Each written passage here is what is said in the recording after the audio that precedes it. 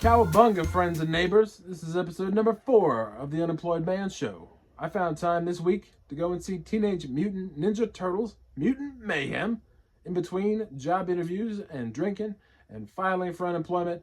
And when I was considering what kind of quiet place I should visit to film this review, I realized the answer was staring me right in the face underneath my very living feet. The sewer, the manhole cover right outside of my house. The smell, admittedly, is not optimal, but I can't imagine any bill collectors or Jehovah's Witnesses are going to disturb me down here. So I'd call that a win. So let's get down to it. Here are the facts, Jack.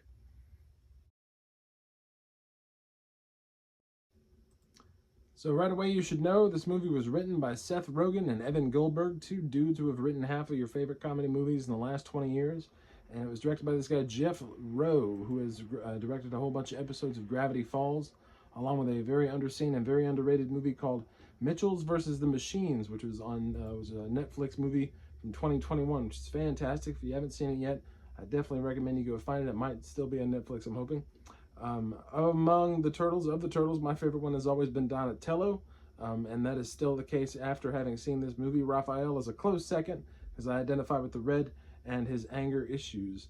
But yeah, let's get this started before I catch a fucking staph infection in here.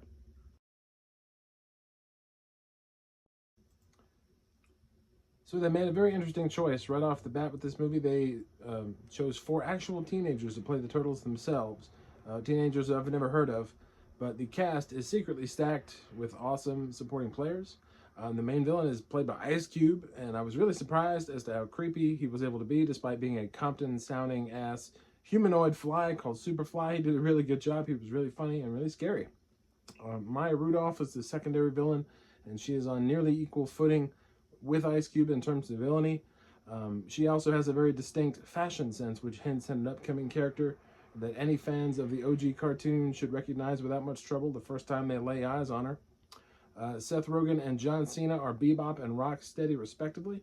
There's a collection of secondary mutant characters, all played by famous, funny people. Paul Rudd is one, Rose Byrne, Natasha Demetriou is one of the cast members from What We Do in the Shadows, the show I absolutely love. Post Malone is in there. Hannibal Buress and Giancarlo Esposito plays a very important role. They changed the origin of the Turtles so much that one of in the original show, a character that it turns out to be a major villain for them is actually the person responsible for the entire series of events leading up to sending this movie on its way. So I thought that was really cool. But my favorite character, and probably my favorite actor of the whole cast, is Jackie Chan, who plays Master Splinter. I adore both the actor and the character. So, yeah.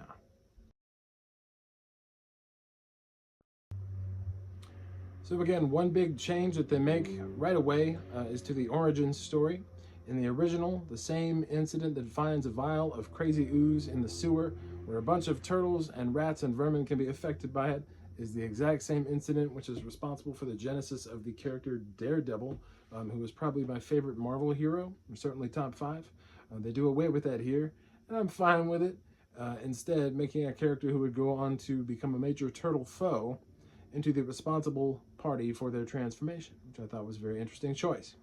The main emotional theme, the crux of the movie, is that, of course, the turtles just want to live normal lives outside of the sewer. Of course they do, wouldn't you? And they are strangely into the idea of attending a public New York City high school. Like, really? I could totally, I'd love to let them know that public high school is not as much a fairy tale as it might appear from a sewer grate outside the building. This idea comes up multiple times. I wish I could explain that to them. They also do away with Splinter's original background, involving his former master in Japan. In this movie, Splinter is just an immigrant who teaches himself and the Turtles how to fight by obsessively watching and mimicking Jackie Chan movies from the 80s and 90s, a delightful in-joke, considering Jackie is a cast member. He's perfect as the weird old Splinter, who is far from the sage old retired ninja from previous films, and his epic rat mustache is amazing, although apparently the word rat in a certain tone is the mutant rat version of the N-word in this universe, which is a wonderful touch. This movie briefly allows the Turtles to kind of be criminals in the beginning, which I appreciated. They have to steal food and toiletries and things. Whereas in the original movie, they are shown paying for the pizza that they receive in the first 10 minutes of the movie. Even though they did not tip the delivery man because he was late, how the fuck was he supposed to know to look into a goddamn manhole to get paid? What were they thinking? The turtles themselves all have a lot of personality, and they almost never get obnoxious, except for one brief scene when they are actively trying to get TikTok famous, and they start spouting off a bunch of cringy Zoomer lingo. It's meant to be irritating, and it definitely is, so I'll let that one slide. Ice Cube, I gotta give him some credit here as the big villain. His speech explaining his big evil plan is truly menacing and creepy and delightful, and he's way cooler and a way more badass villain than I ever would have assumed he'd be. Another thing they did that kind of minimally irked me slightly was that they made Bebop and Rocksteady into heroic characters before the end of the very first movie in which they appear. And I really miss when characters were just evil for evil's sake because it was fun.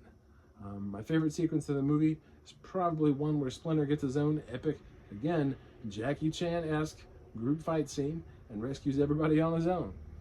Also, the end of the movie was a very unexpected kaiju spectacle. It was a very welcome surprise for me. I'm a big Godzilla fan. There's also, of course, there's a big tease in the credits for the next expected villain who will not be a surprise to anybody. Hopefully, if you were a fan of the show, you know who's not in this movie and who kind of has to be in the next one. How do those lyrics go again? It's been a while. I can't remember. When the evil cheese grater attacks those turtle boys, they don't cut her nary a bit of slack. You know who I'm talking about.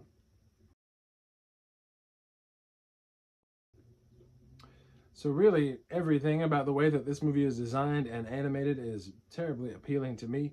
It's colorful and grimy simultaneously. It's a ton of fun. It's very well written. The emotional beats between the characters are extremely well done. Although one character quickly develops a crush on April O'Neil, which I did not quite buy at all for multiple reasons. If I had to produce any real criticism for this movie, I'd say that the ending, which hinges on a citywide act of teamwork, not just among the turtles, but among many of the citizens of New York City, is handled in a particularly schmaltzy way. If you remember Sam Raimi's first Spider-Man movie, there's a scene in the climax where a handful of New Yorkers start shouting and throwing shit at the Green Goblin, hollering about, New York, blah, blah, blah. If you mess with one of us, you mess with all of us. Gabagool, Brooklyn, blah. It was irksome when the Ghostbusters talked that way about New York, and it's fucking torture when I hear modern characters doing it. But beyond that, I don't have a lot to complain about so far. So the script, I love the very honest explanation of why April is not immediately terrified by the turtles, but why all of the other denizens of New York probably would at first sight if they saw them. The movie is really resplendent in funny, clever lines. So many. I laughed really a lot throughout this movie. It also includes the most uses of the word molly-whopped I've ever experienced in my life. I'm going to start using that more in my everyday life. And each one of those uses made me laugh. And it's really mostly due to Ice Cube's delivery. So again, more props for Ice Cube. Never been the greatest actor, but he is used as well as he could possibly be used in this movie, I would say. So here's a fun topic.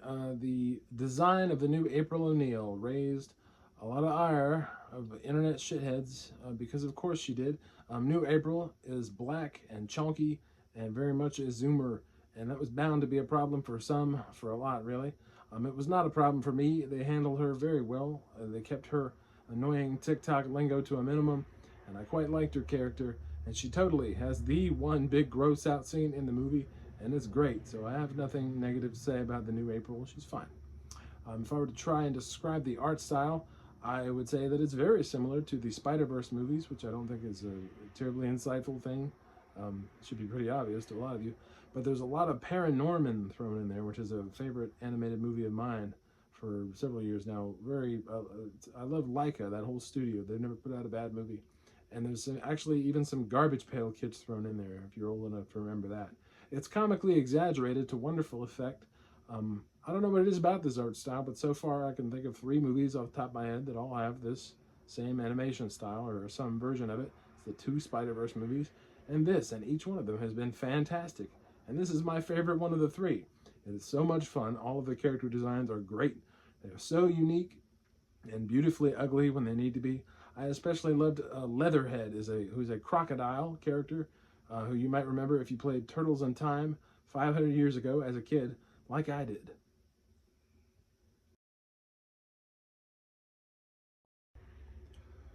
So thankfully, the soundtrack is packed with classic cuts of real hip-hop music. Unlike those damn Spider-Verse movies, as great as they are, their entirely modern soundtrack with mumble rappers and shimmering pop trash just doesn't do a whole lot for me. The score is tremendous. It's appropriately brash and daunting for the most part, with some occasional dreaminess and moodiness. And I swear, I'm almost certain the Cocteau Twins are on there. If it's not the Cocteau Twins, it's Slow Dive. And either way, I would be so thrilled to find that out for sure. I can't confirm it. Not that most of you will care about those two groups, but it's a huge deal to me, and I'm going to find out for sure if that's what I was hearing. The one undeniable blight on the soundtrack, and on any soundtrack on which they appear, are the four non-blondes. And if you know who they are, then you know exactly which goddamn god-awful song I'm talking about is on there.